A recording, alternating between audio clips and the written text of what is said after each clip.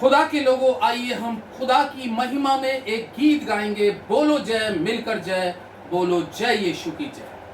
बोलो जय, मिलकर जय, बोलो जय यीशु की जय, बोलो जय, मिलकर जय, बोलो जय यीशु की जय, बोलो जय जय जय। प्रेम तेरी मेरी तन में भर दे अपनी प्रीत। प्रेम तेरी मेरी तन में भर दे अपनी प्रीत। तेरे प्रेम के गाएगी हालेलुया, तेरे प्रेम के गाएगी। बोलो जय, मिलकर जय, बोलो जय यीशु की जय, बोलो जय, मिलकर जय, बोलो जय यीशु की जय, बोलो जय जय जय। तेरी कुदरत की ये शान, खुदेगी दाता, खुदेगी दात। तेरी कुदरत की ये शान, खुदेगी दाता, खुदेगी दात। पूरे करे मन के अरमान हालेलुया, पूरे करे मन के अरमान। बोलो जय, मिलकर जय, बोलो जय यीशु की जय, बोलो जय, मिलकर जय, बोलो जय यीशु की जय, बोलो जय जय जय। क्रूस पे अपना खून बहा, तुझ पापी को भी छिपा। क्रूस पे अपना खून बहा, तुझ पापी को भी छिपा। मन मेरे तो भूल जाना हालेलुया, मन में तो भूल जाना। बोलो जय, मिलकर जय, बोलो जय यीशु की जय, बोलो जय, मिलकर जय, बोलो जय यीशु की जय, बोलो जय जय जय। खिदमत अपनी ले मुझसे, खिदमत तेरे में तू बसे।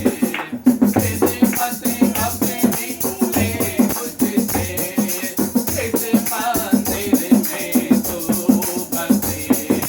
कीर्ति में तेरा नाम रहे हालेलुया, कीर्ति में तेरा नाम रहे। बोलो जय, मिलकर जय, बोलो जय यीशु की जय, बोलो जय, मिलकर जय, बोलो जय यीशु की जय, बोलो जय जय जय।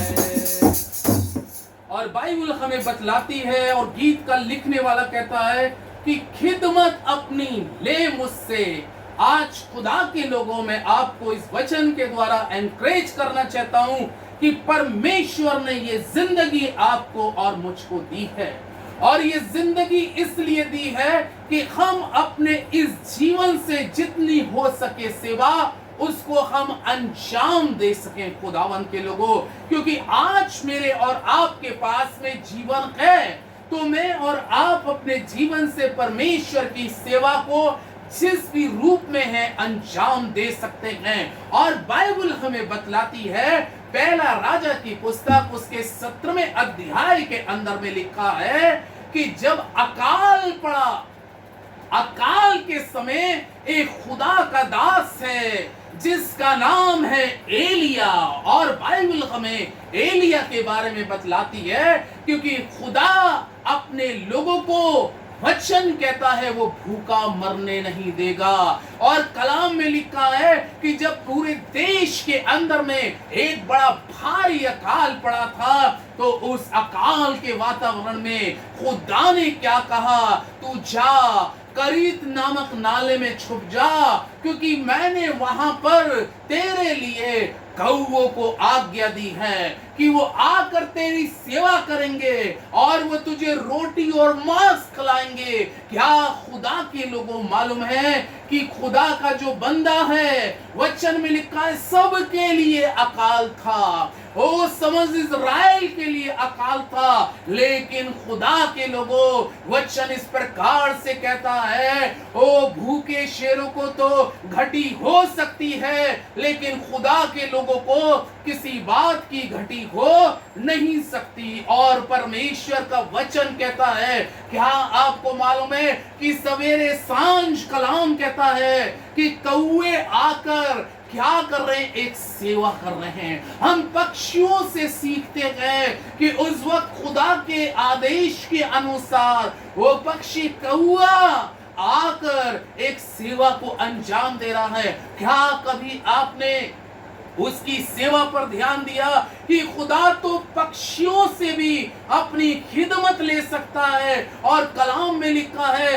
कि वो पक्षी आकर उसको सवेरे और सांझ उसको मन चाहा भोजन खिला रहे हैं। अगर वास्तव में आप खुदा के एक अच्छे दास हैं या एक खुदा के चुने हुए दास हैं, तो यकीनन जाने खुदा अकाल में भी आपको भूखा रहने नहीं देगा। ओ प्रभु के लोगों, वचन में लिखा है, जब करीत नामक नाले का पानी सूख गया, तब परमेश्वर का वचन 10वें पद से इस प्रकार से कहता है, पहला राजा 17 के 10 से पद से, कि तब परमेश्वर ने एलिया से कहा, एलिया तू जा सारपत नगर में जा, क्योंकि मैंने सारपत नगर की एक विधवा को तुझे खिलाने की आज्ञा दी है। और परमेश्वर का जीवित और पवित्र वचन इस प्रकार से कहता है कि जब एलिया सारपत नगर के अंदर में जाता है, तो सारपत नगर में क्या देखा कि एक विधवा लकड़ी बिन रही है। और कलाम हमें इस प्रकार से कहता है कि वो एलिया उसके पास गया और उसके पास जाकर उससे कहने लगा, किसी पात्र में मेरे लिए थोड़ा सा पानी ला दे। वो अकाल का समय है और एक बड़ा भारी अकाल के समय में जब पानी की बूंद नहीं है, और कलाम में लिखा, तब वो उससे कह रहा है पात्र में पानी लिया। और खुदा के लोगों, वो उस खिदमत को करने के लिए, वो उस सेवा को करने के लिए, कलाम कहता है जब वो पानी लेने जा ही रही है, तो परमेश्वर का वचन कहता है कि एलिया ने कहा कि एक रोटी भी बनाकर मेरे पास ले आ। खुदा के लोगों, क्या आपको मालूम है वो ऐसा पल जब पूरे देश में अकाल है, मेरे पास में मटके में एक मुट्ठी मैदा और कुप्पी में थोड़ा सा तेल है, और मैं 2-3 लकड़ियां बिन कर लिए जाती हूँ कि मैं उसको पकाऊं और हम दोनों खाएं और मर जाएं। लेकिन परमेश्वर के लोगों, अभी आप उस विधवा की गवाही क्या देख रहे हैं कि हम दोनों खाएंगे और उसके बाद में मर जाएंगे। वो उसके जीवन की एक सही टेस्टमनी थी, क्योंकि अगर उस रोटी को वो खा लेती, क्योंकि उस रोटी से देने से, उस सेवा करने से उसकी बरकत बढ़ने वाली थी। अगर उस बरकत को वो खुद खा लेती तो उसकी गवाही उसके जीवन में थी, वो बचती नहीं, मर जाती, उसका बेटा नहीं बचता, मर जाता। लेकिन क्या आपको मालूम है कि उसने लाकर एलिया के वचन के द्वारा, कलाम में लिखा है कि वो रोटी बना के लाई, और वचन में लिखा है पानी लेके आई, और कलाम में लिखा है कि जब उसने एलिया को वो रोटी और वो पानी पिलाया, और बाइबल कहती है कि जब उसने वो खाया और जब उसने पानी को पिया, खुदावन के लोगों, वो खिदमत, वो सेवा विधवा की अकाल के समय में खुदा देख रहा था। आप कौन से समय में उसकी खिदमत कर रहे हैं? अकाल में कर रहे हैं, या गरीबी में कर रहे हैं, या तंगहाली में कर रहे हैं? आपकी खिदमत खुदा के सामने खुली हुई है, खुदा देखता है। और खुदा ने उस समय उस विधवा के मन को देखा कि इसने ऐसे अकाल में भी मेरे दास के साथ में जो ये सेवा रोटी से और पानी से करी है। कलाम में लिखा है, खुदा के लोगों, तुम्हारे तुम्हारे कोई काम ऐसे नहीं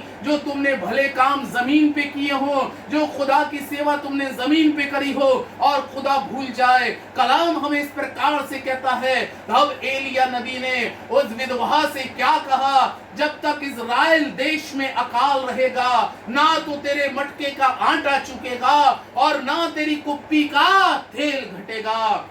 और बाइबल में लिखा है, उसके मुख से निकले हुए शब्द उस विधवा के मटके के लिए और उस कुप्पी के तेल के लिए बरकत का बाइस बन गए खुदावन के लोगों, क्योंकि वो सेवा खुदा की दृष्टि में उस विधवा की स्वीकार हो गई। आज परमेश्वर के लोगों, जब खुदा ने मुझको और आपकी खिदमत को अंजाम दे, और आपकी खिदमत निश्चित है जैसे विधवा की खिदमत से विधवा बरकत पाई, आपकी खिदमत से आप भी बरकत पाएंगे।